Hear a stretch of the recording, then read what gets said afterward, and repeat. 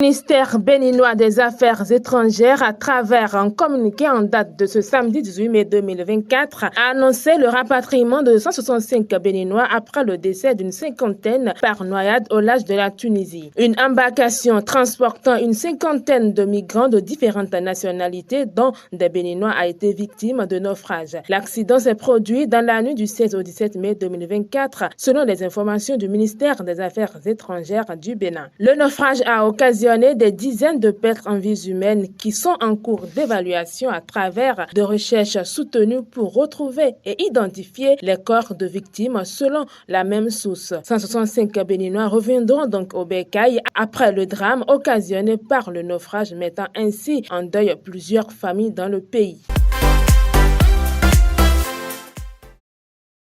Le gouvernement du Bénin, avec le concours du PNUD, de l'ambassade de l'Afrique du Sud, de l'Inde et du Brésil, a décidé de réduire la pénibilité du travail des salicultrices à travers le projet de promotion du sel local IOD Procel dans la zone côtière du Bénin. L'une des réalisations de ce projet est la construction d'une unité moderne de production de sel à Diagbadji dans la commune de Ouida. Le ministre des Petites et Moyennes Entreprises et de la promotion de l'emploi Kérékou a fait une descente le jeudi dernier pour faire le constat des avancements des travaux de l'infrastructure. Les travaux évoluent normalement selon le planning établi à printemps sur le site du gouvernement. Il faut noter que la saliculture est l'une des principales activités de la majorité des femmes dans des communes côtières du sud du Bénin telles que Ouida, Komé, Pomassé, Grand Popo et Semenkodi. Procel a donc pour but d'alléger la tâche aux femmes dans la production du sel au Bénin.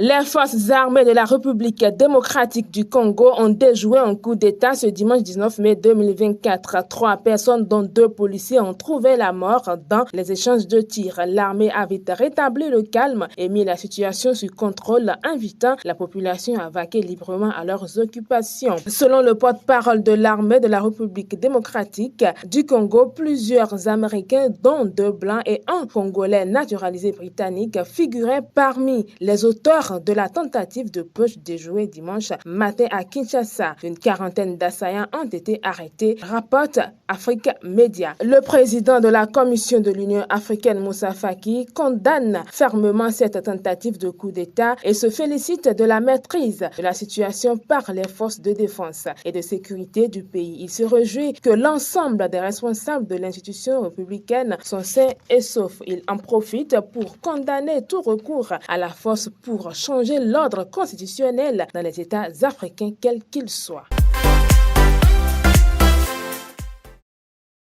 Le président iranien Raisi et son ministre des Affaires étrangères ont trouvé la mort dans le crash d'hélicoptère ce dimanche 19 mai 2024. Après plusieurs heures de recherche, l'annonce a été faite ce lundi 20 mai par plusieurs médias. L'hélicoptère dans lequel se trouvait le président iranien et son ministre, avec 7 autres passagers et membres d'équipage, avait disparu dimanche alors qu'il survolait une région escarpée boisée du nord-ouest de l'Iran dans des conditions météorologiques difficile avec de la pluie et un épais brouillard. Son épave a été découverte ce lundi à l'aube sur le flanc d'une montagne. Selon l'AFP, le gouvernement iranien a assuré dans un communiqué que le décès du président Ebrahim Raisi n'allait pas entraîner la moindre perturbation dans l'administration du